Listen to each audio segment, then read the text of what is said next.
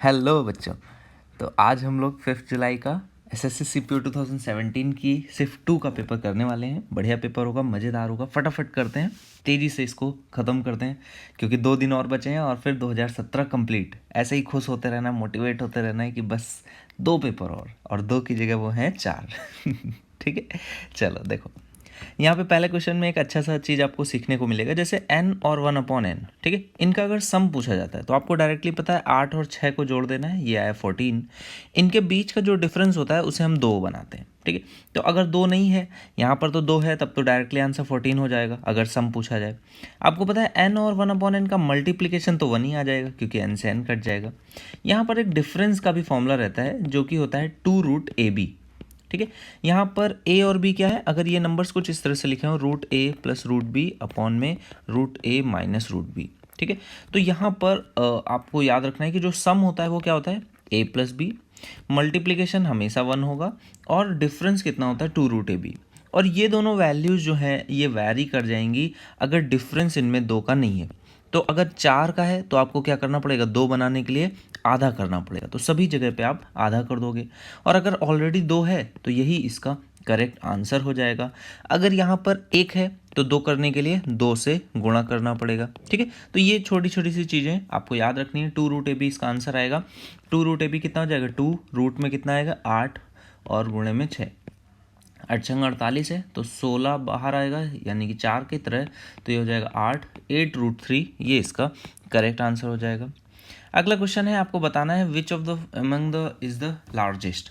Largest कौन सा है भाई, तो पावर 12 बना दी है तो 6 की पावर 4, 5 की पावर 6, 12 की पावर 2, तो ये सबसे छोटा हो गया।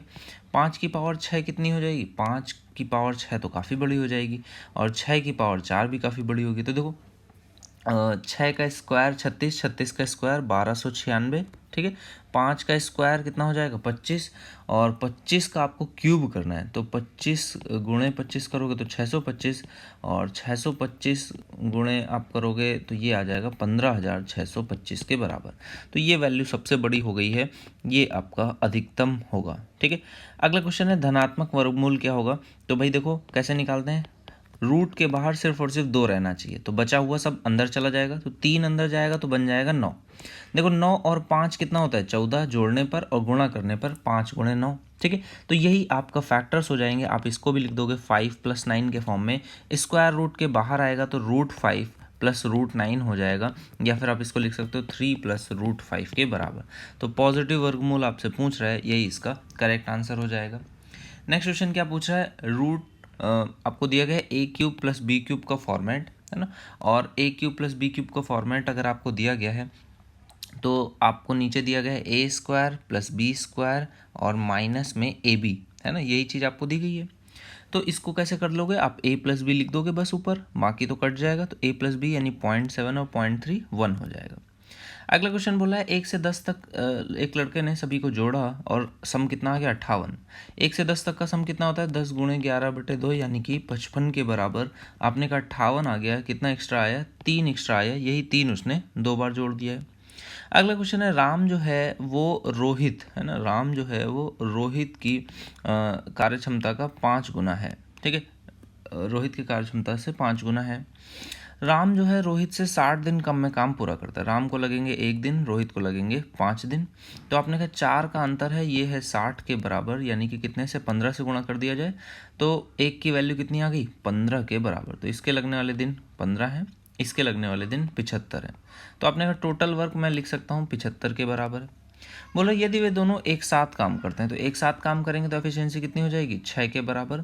तो काम कितने दिन में पूरा होगा, ये आपका आंसर आ गया। 3 से काटोगे ये आएगा 2, 3 से काटोगे ये आएगा 25, 25/2 यानी कि 12.5 इसका करेक्ट आंसर हो जाएगा।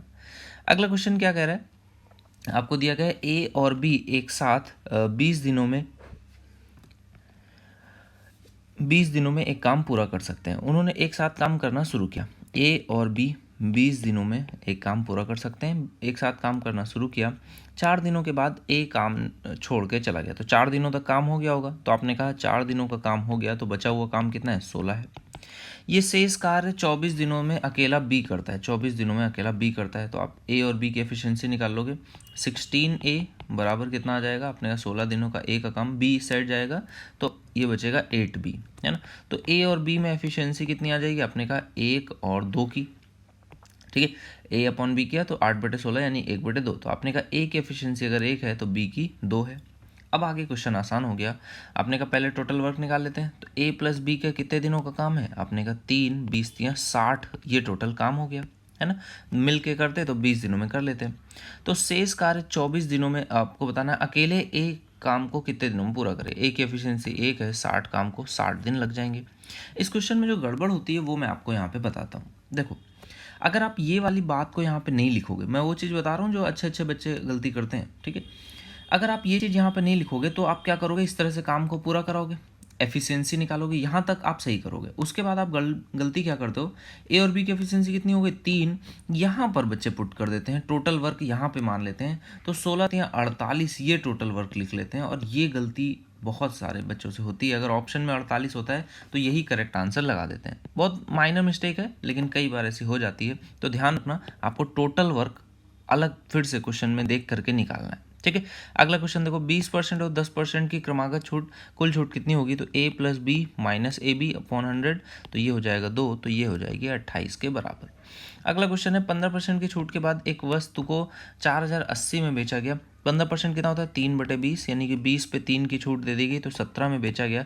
17 की वैल्यू 408, एक जीरो है, तो एक की वैल्यू कितनी आ जाएगी 17 दूनी 34, 6 17 चौको 68, तो एक की वैल्यू इतनी आ गई। 20 की वैल्यू बतानी है 4800 के बराबर हो जाएगा। ए बी सी साझेदार हैं। ए कुल में से 1/5 एक निवेश करता है अगर टोटल 5 है। बी कुल में से अगर 4 है तो एक निवेश करता है। तो आपने कहा यहाँ पर 4 से गुणा कर देते हैं तो ये 4 हो जाएगा, 20 हो गया, है ना।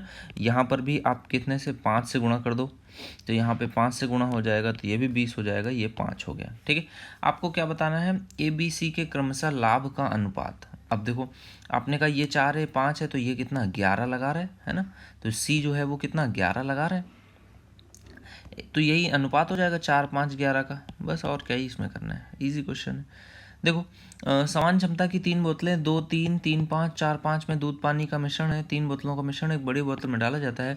बड़ी बोतल में क्रमशः दूध और पानी का अनुपात क्या होगा। अब देखो ये क्या बोल रहा है कि ये बराबर है ना, 3 समान क्षमताएं हैं। तो यहाँ पर आप देखोगे तो ये बराबर नहीं है ना, कितनी है अलग अलग है। तो आपने कहा यहाँ पे देखो ये कितना है 5 है, यहाँ पर 8 है, और यहाँ पर कितना है 5 और 4 ये 9 है ना। तो आपको बराबर करने के लिए एलसीएम बनाना पड़ेगा। तो इनका एलसीएम कितना आ जाएगा, ये हो जाएगा आपका वैल्यू 360, 9 और 8 9 72, 72 का गुणा 5 से 360 ही होगा। तो 360 बनाने के लिए आप एलसीएम में इसमें देखो कितने से मल्टीप्लाई करना पड़ेगा, इसमें 72 से, इसमें कितने से मल्टीप्लाई करना पड़ेगा 45 से, और इसमें कितने से मल्टीप्लाई करना पड़ेगा 40 से, ठीक है। तो ये आपका नंबर्स में भी मल्टीप्लाई होगा। तो यहाँ पर देखो सभी मिल्क वाटर ही है ना, तो मिल्क यहाँ पर आ जाएगा। इसमें आप कितने से 72 से मल्टीप्लाई कर रहे हो, इसमें 45 से, इसमें 40 से, तो 72 से मल्टीप्लाई करोगे तो देखो मिल्क कितना आ जाएगा 144, और वाटर कितना आ जाएगा, इसी में 3 से गुणा कर दोगे तो 3 दूनी 6 और 7 3 21, तो 216। इसी तरह से इसमें देखो 45 थे, ये कितना हो जाएगा 135, और 45 पंचे तो ये कितना हो जाएगा 25 नहीं है 225, ठीक है। और इसमें 40 है तो 4 चौको 16 160, और 5 से गुणा करोगे तो ये हो जाएगा 200 के बराबर। तो ये आपका मिल्क और वाटर अलग अलग आ जाएगा। टोटल सम कर दोगे तो टोटल सम करने पे देखो कितना आ जाएगा, ये हो जाएगा 100 और 100, ये आपका हो जाएगा 300, और 60 और 40 ये हो गया 400, 400 और 39, तो 439 ये आ गया। ये टोटल देखो कितना हो गया 600, और यहाँ पे कितना हो जाएगा 40 और 1 41, तो 641 ये आ जाएगा। तो ये आपका करेक्ट आंसर हो जाएगा। मिश्रण का जो सम है वो आपको बराबर करना है, ये एक क्वेश्चन रहता है। 17 विषम संख्याओं का औसत 17 ही होता है, ठीक है। ये चीज़ें बताने की जरूरत नहीं होनी चाहिए। अब इतने पेपर अगर आपने साथ में कर लिए तो बड़े आसानी से आप इनको समझ सकते हो, ठीक है। तो ये आपका आंसर आ गया। अगला क्वेश्चन बोला 4 क्रमागत संख्या सम संख्याओं का औसत 51 है, तो तीसरी संख्या क्या है। अब देखो सम संख्याओं का औसत 51 आया तो यानी कि सम संख्या क्या होंगी 50 और 52 होंगी। लेकिन अगर 4 बोल रहा है तो 48 और 54 भी होंगी, है ना। ये आपकी सम संख्याएं आ गई। तीसरी संख्या पूछ रहा है, ये आपका 52 हो गया। रोहित ने 1230 में एक पुराना बल्ब खरीदा और ₹180 मरम्मत में लगा दे, तो 180 मतलब 12 और ये 13 और 1410 इसके टोटल कॉस्टिंग आ गई।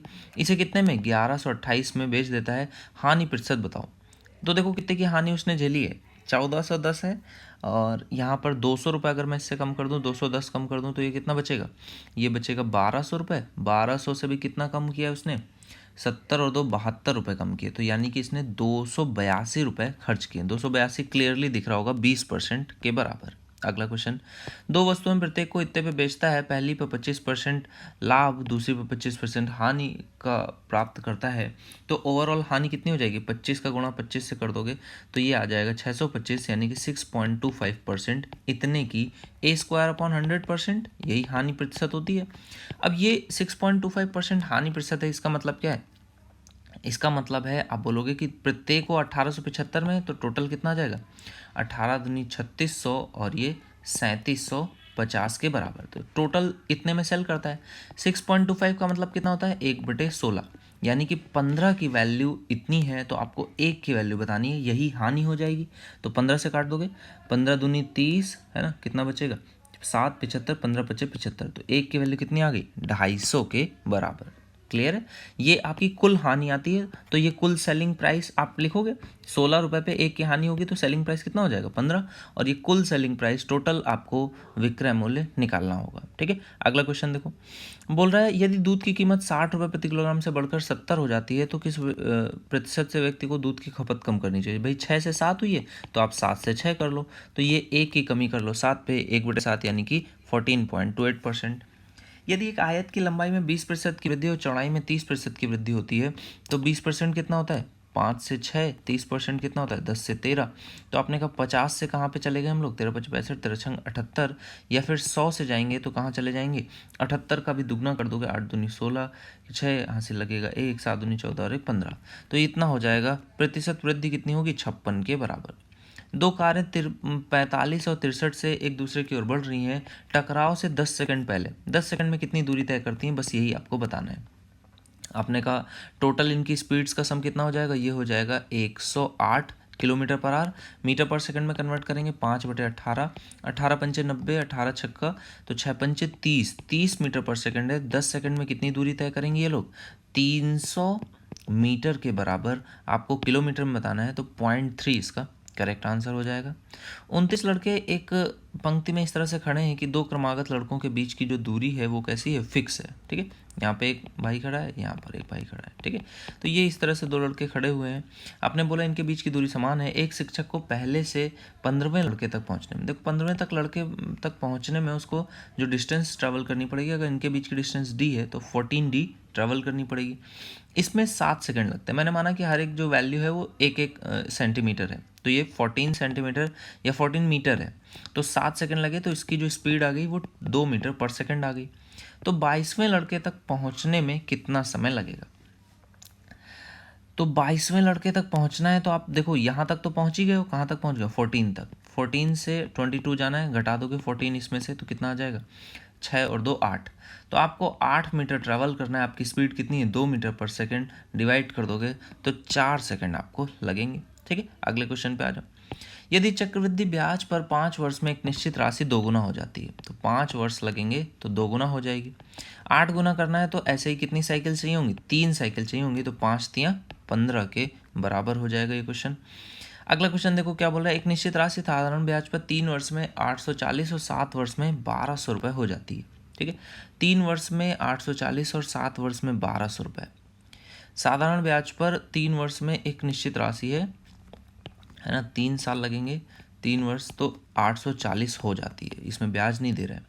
और 7 वर्ष में, अब 7 वर्ष कहाँ से है, स्टार्टिंग से ही है ना, क्योंकि कहीं नहीं कहा गया कि इसके बाद, तो 7 वर्ष जो है आपके यहाँ स्टार्टिंग से हो जाएंगे, तो आपने कहा 4 वर्ष यहाँ पे बचेंगे, तो 4 वर्ष में ये 1200 हो गई, तो आपने कहा 8 और 4 1200, उसमें 400 में 40 कम करोगे तो 360, यानी हर वर्ष 90 रुपये मिल रहे हैं। तो आपने कहा इनिशियली कितना 270 रुपये मिले होंगे, तब जाकर के 3 वर्ष में 840 पहुँचे, तो 240 इसमें से कम कर दोगे तो कितना बचेगा 600, और उसमें से 30 कम कर दोगे तो 570, ये मूलधन आ गया। अगला क्वेश्चन देखो क्या बोल रहा है, 2014 2015 2016 3 सालों में क्रिकेट, फुटबॉल और हॉकी में भाग लेने वाले कॉलेज के खिलाड़ियों की संख्या का आपको दिया गया है। 2015 में कुल संख्या 2016 में कुल संख्या का कितना प्रतिशत है? 2015 में कुल संख्या कितनी? 300, 350 और 250। तो 350, 250 हो गया 600 और 300 900, है ना। तो 2015 में 900 है, 2016 में कितनी है? अपने का ये हो गई 200, 250 और 150। तो 150, 250 हो गया 400 और 200 600, ठीक है। तो यहाँ पर कितनी है? 600 ही है। यहाँ पर जबकि कितनी है? आपकी 900 है। तो बताना क्या है? 2015 में 900, 2600 में 2016 में 600 का कितना प्रतिशत है? तो यही आपका प्रतिशत आ जाएगा, ये 150% के बराबर है ना। 2 जीरो 2 जीरो, ये 3/2 है, 3/2 या 150% आप इसको बोलोगे। 2015 में हॉकी खेलने वालों की संख्या 2016 में 2015 में हॉकी खेलने वालों की संख्या 2015 में सभी खेल खेलने वालों की संख्या का कितना प्रतिशत है? 2015 में हॉकी कौन सा है? ग्रीन है। ग्रीन वाली वैल्यू कितनी है? ये आपने कहा 250 के बराबर। तो 250 जो है वो 900 का कितना प्रतिशत है? ये आप निकाल दोगे, यहाँ पे 9 से काट दोगे 250 को, तो 9 दूनी 18, बचेगा कितना? 70। तो 9 सत्ते 63, है ना। तो 27 पॉइंट समथिंग ये वैल्यू आपकी आंसर हो जाएगी। अगला क्वेश्चन क्या है? 2016 में फुटबॉल खेलने वालों की खिलाड़ियों की संख्या 2014 में फुटबॉल खेलने वाले खिलाड़ियों की संख्या में कितने प्रतिशत कम है? ठीक है, तो 2016 में फुटबॉल कितने खेलते हैं? ये आपकी वैल्यू है 250 के बराबर, और 2014 में फुटबॉल कितने खेलते हैं? 400। तो ये कितनी कमी हुई है यही बताना है। तो 150 की कमी हुई है 400 में, या आप कह सकते हो 3 की कमी हुई है 8 में, तो 3/8 यानी कि 37.5 ये इसका करेक्ट आंसर हो जाएगा।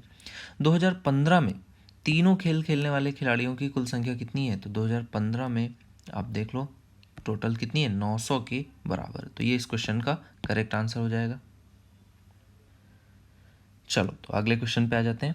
नेक्स्ट क्वेश्चन क्या है? एक समचतुर्भुज के विकर्ण इतने इतने हैं, तो विकर्ण अगर इतने इतने होते हैं तो कैसे करते हैं? आधा आधा कर दोगे, तो 36 का आधा कितना हो जाएगा? 18, 48 का आधा कितना हो जाएगा? ये हो जाएगा 24। तो अब देखो कुछ कॉमन है, 6 कॉमन ले लो, तो ये 3 है, 6 चौको 24, 6 पंचे 30। तो ये क्या आ गई? भुजा आ गई। ये 30 है तो परिधि बताना है, पेरीमीटर बताना है, 30 का गुणा 4 से करोगे 120, इसका करेक्ट आंसर हो जाएगा।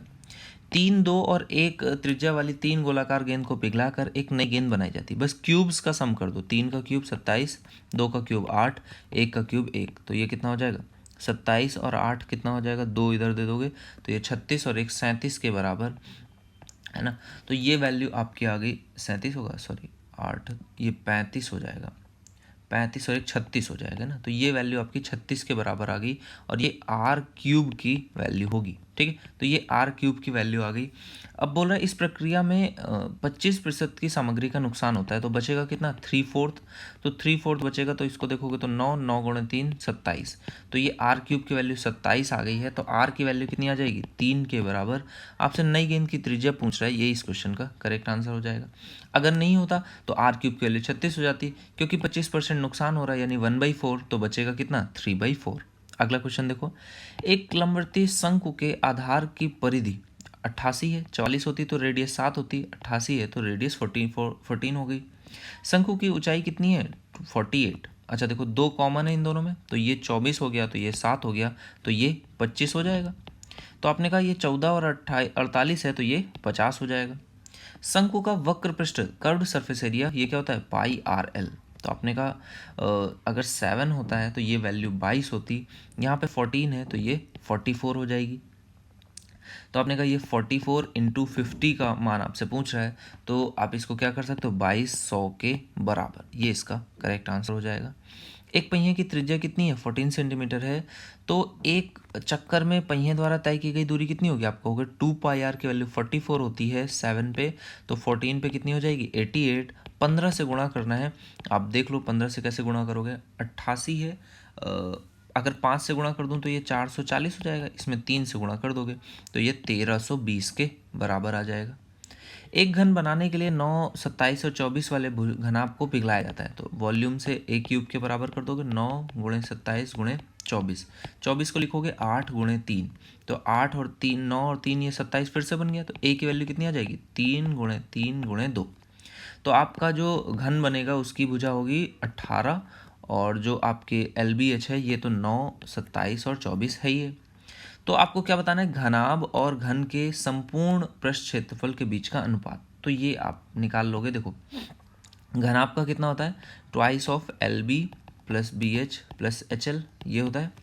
और इनका रेशियो बताना है घन के संपूर्ण, तो ये होता है 6a² के बराबर। तो इनमें ही अगर एक तो कॉमन रेशियो देखोगे तो ये 3a² बचेगा। अब एल बी जो है देखो 9 इंटू 27 प्लस यहाँ पर कितना हो गया 27 इंटू 24 प्लस यहाँ पर कितना हो जाएगा, देखो यहाँ पे मैं लिख रहा हूँ, ठीक है, और ये हो जाएगा 24 इंटू 9। इसका रेशियो आपको देखना है कितने से, 3a² यानी 18 और 18 से। अब देखो कुछ कॉमन है, काफ़ी कुछ कॉमन आपको मिल जाएगा, जैसे कि एक 9 इसमें भी है, एक 9 यहाँ भी है, एक 9 यहाँ पर है और एक 9 यहाँ पर है।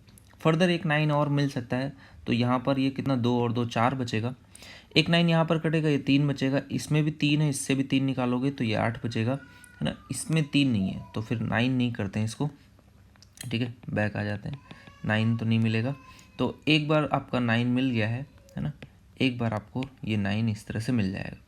तो एक 9 आपका कट जाएगा, ठीक है, और यहाँ पर अब एक 3 कट जाएगा, तो 3 काट लोगे तो ये 9 बचेगा, ये 3 कट जाएगा, ये 3 कटेगा, 8 बचेगा, ठीक है। अब ये रेशियो आपका बन जाएगा।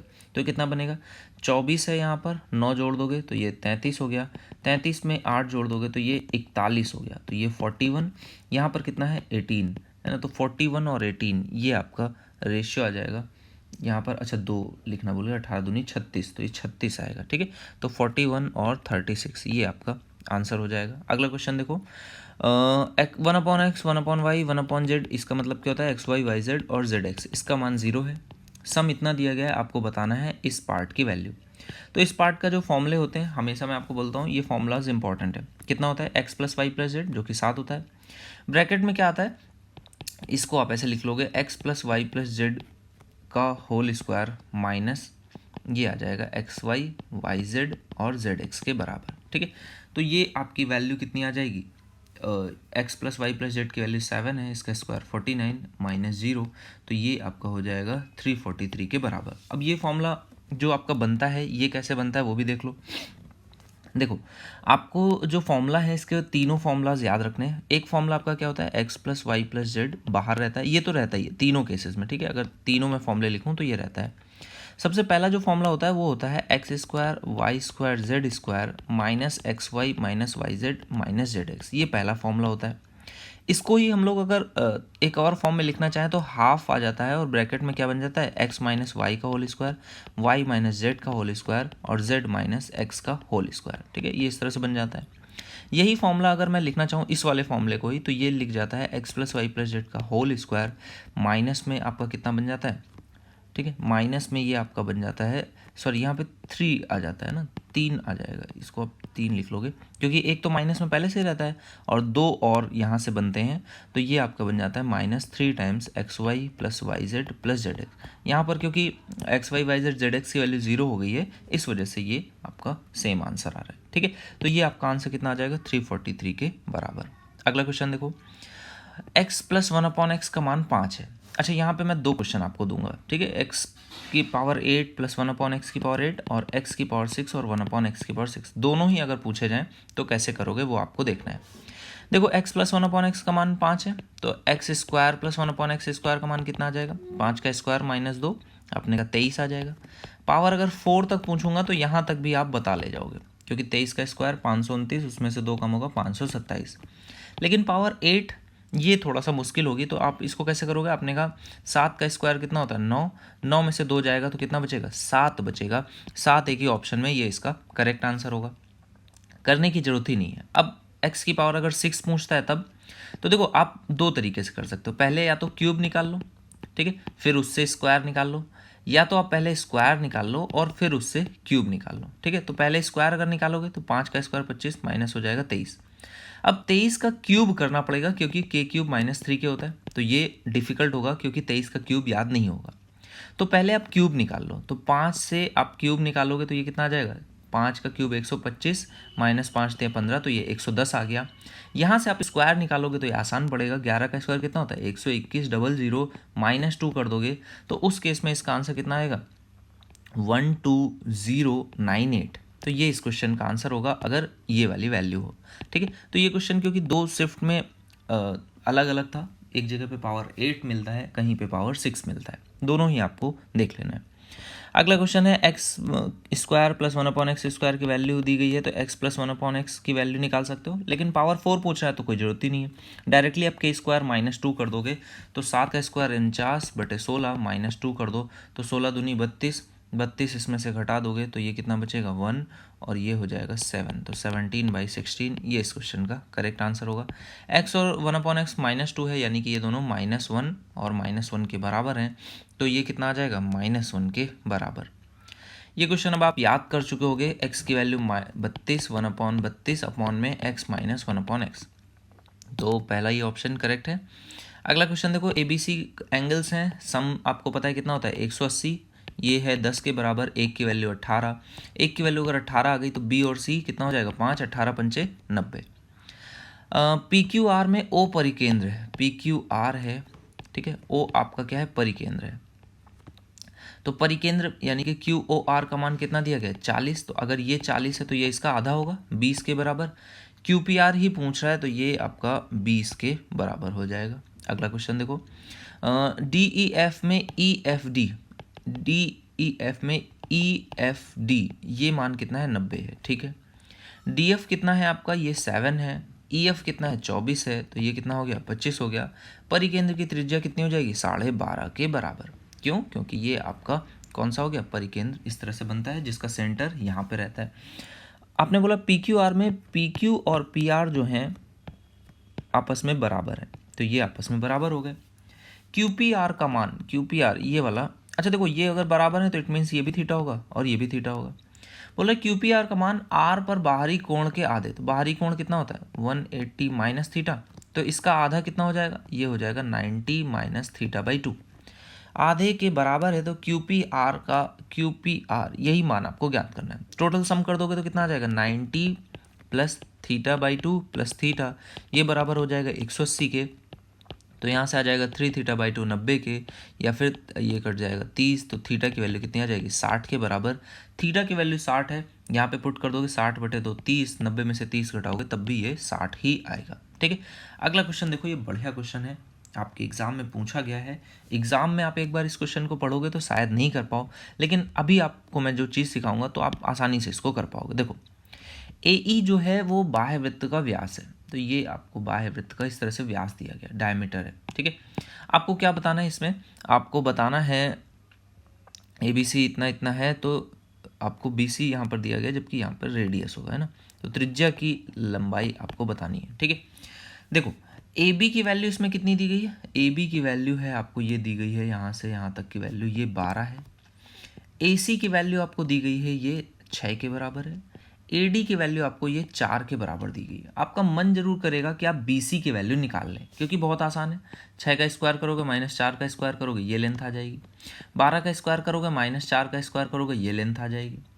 आप उसके बाद परित्रिज्या या फिर आपको इस ट्राइंगल के लिए देखोगे तो ये सेमी सर्कम सर्कल है, तो सर्कम सर्कल की आपको रेडियस निकालनी है ना, तो एक तरह से ये परित्रिज्या ही हो गई है, सर्कम रेडियस ही तो है इस ट्राइंगल के अकॉर्डिंग अगर हम लोग देखें तो आपने बोला कि अगर इस ट्राइंगल के अकॉर्डिंग ये परित्रिज्या है तो इसकी वैल्यू कैसे निकाल सकते हैं। देखो आप कहोगे कि ये परित्रिज्या हम लोग इस तरह से निकाल सकते हैं कि फॉर्मूला लगा दें, तो फॉर्मूले में आपको ऐसा लगेगा कि ABC/4 डेल्टा आता है, तो पहले तो इसका एरिया निकालें और फिर यहाँ पर C की वैल्यू भी निकालें, क्योंकि अगर ये A है ये B है तो यहाँ पर C क्या है मिसिंग है, लेकिन इसकी नीड नहीं है। देखो कैसे, यहाँ पर इस तरह से आपने कहा ABC आएगा, जो एरिया होता है वो कितना होता है half base into height, base में किसको मान लूँ C को, और हाइट आपको क्वेश्चन में परपेंडिकुलर हाइट दी गई है 4 के बराबर है, तो आपने कहा A B और C की जो वैल्यू आ जाएगी कितनी आ जाएगी, A है 12, B है 6, C रहेगा C, 4 से गुणा करोगे हाफ, C तो C ही रहेगा और आपकी वैल्यू 4 आ गई, तो ये कितना आ जाएगा, आपने कहा 2 से कटेगा ये 2, 2 से कटेगा ये 3, 4 से कटेगा ये आपका 3 और ये C से C कट जाएगा, 3 का गुणा 3 में कर दोगे ये 9 के बराबर आ जाएगा, ठीक है। अगला क्वेश्चन देखो, साइन थीटा का आपको मान दिया गया कितना 4/5, साइन थीटा अगर 4/5 है तो आपने कहा थीटा, तो ये लंब बटे कर्ण हो गया तो ये 3 आ गया। Cot theta plus tan theta का मान बताना है, तो टैन थीटा कितना होता है 4/3, तो ये हो जाएगा 3/4, आपका एलसीएम आ जाएगा 12, 16 9 25 यानी कि 5, तो 5/√12 या फिर 2√3, तो 5/2√3 के बराबर हो जाएगा। कॉसेक स्क्वायर थीटा -1, तो कॉसेक स्क्वायर थीटा की वैल्यू कितनी आ जाएगी, यहाँ पे +1 हो जाएगा। 140 में 25 जोड़ोगे तो 169/25, या फिर साइन थीटा की वैल्यू मैं लिखूंगा तो 5/13, तो अगर ये 5/13 है तो ये कितना होगा, 12 के बराबर। फिर से वही चीज़ आपको लिखनी है, 12/5 लिखो या 5/12, ठीक है। तो ये कितना आ जाएगा, 13 में √12 पंचे 60, या फिर आप इसको क्या लिख सकते हो, ऊपर में तो आपका 13 आने वाला है, तो 13 में 2√15 है ना, 15 चौको 60 होता है, तो 2√15 बन जाएगा। अगला क्वेश्चन, टैन थीटा की वैल्यू दी गई है कितनी, टैन थीटा की वैल्यू है यहाँ पे, और कॉसेक और साइन की पूछे है। देखो टैन थीटा हो, साइन और कॉस पूछे है ना, और या फिर ये टैन थीटा को ही मैं क्या लिख सकता हूँ, साइन नीचे आएगा तो ये कॉसेक बन जाएगा, और कॉस ऊपर जाएगा तो सेक बन जाएगा। तो यही टैन थीटा की वैल्यू होती है 1/√13। आप क्या कर सकते हो, डायरेक्टली सेक थीटा की वैल्यू 1, कॉसेक थीटा की वैल्यू √13 लिख सकते हो। तो कॉसेक थीटा की वैल्यू √13 है, तो स्क्वायर करोगे तो 13, सेक थीटा हो जाएगा 1 अपॉन में कॉसेक थीटा कितना हो जाएगा 13, और ये हो जाएगा 1, तो 12/14 या फिर 6/7 ये इस क्वेश्चन का राइट आंसर होगा। ठीक है, चलो अगले क्वेश्चन पे आ जाते हैं। नेक्स्ट क्वेश्चन है, आपको दिया गया है, देखो sine square theta upon 1 minus cos square theta, 1 minus cos square theta क्या होता है, साइन स्क्वायर थीटा, ये 1 हो गया। तो ये वैल्यू कितनी आ गई, 3/5 किसकी, साइन स्क्वायर थीटा अपॉन में 1 प्लस कॉस स्क्वायर थीटा। अब यहाँ पे 1 प्लस कॉस स्क्वायर थीटा, इसको भी साइन में कन्वर्ट कर लो, थीटा का मान आपको बताना है, तो कितना आ जाएगा, 1 प्लस कॉस स्क्वायर थीटा क्या होता है, 1 माइनस साइन स्क्वायर थीटा, तो 1 माइनस साइन स्क्वायर थीटा करोगे तो ये कितना हो जाएगा, 2 माइनस साइन स्क्वायर थीटा, इसमें से गुणा हो जाएगा तो 2 ये हो जाएगा, माइनस साइन स्क्वायर थीटा तो 3 साइन स्क्वायर थीटा, यहाँ पे क्या हो जाएगा 5 साइन स्क्वायर थीटा, तो 5 और 3 8 हो जाएगा, साइन स्क्वायर थीटा की वैल्यू कितनी आ जाएगी, 6/8 या 3/4। स्क्वायर रूट के बाहर निकालोगे तो ये वैल्यू आ जाएगी √3/2, तो ये थीटा का मान कितना हो जाएगा, 60 के बराबर। Sec square theta minus sec theta 1 है, आपको बताया हुआ है 1331, जब भी 1331 मिलेगा वैल्यू 1 हो जाएगी। ठीक है, ये आपका क्वेश्चन हो जाएगा।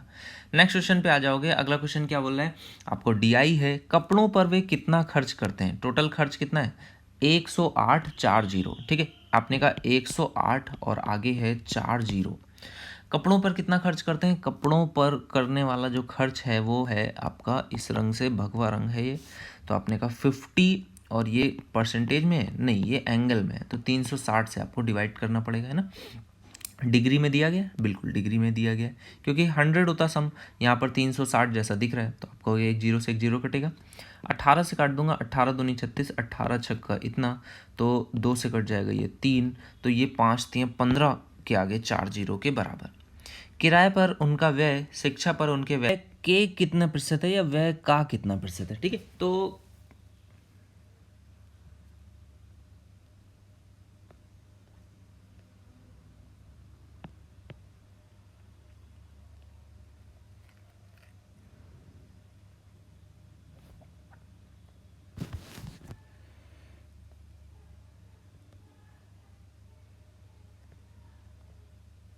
व्यय के कितने प्रतिशत है या व्यय का कितना प्रतिशत है। ठीक है, तो देखो किराया और शिक्षा पे वैल्यू देख लेते हैं। किराया कितना है, आपने कहा रेंट है 90, और शिक्षा कितना है, एजुकेशन भी 90 है, तो 90 जो है वो 90 का कितना प्रतिशत है, ये आपका 100 के बराबर हो जाएगा।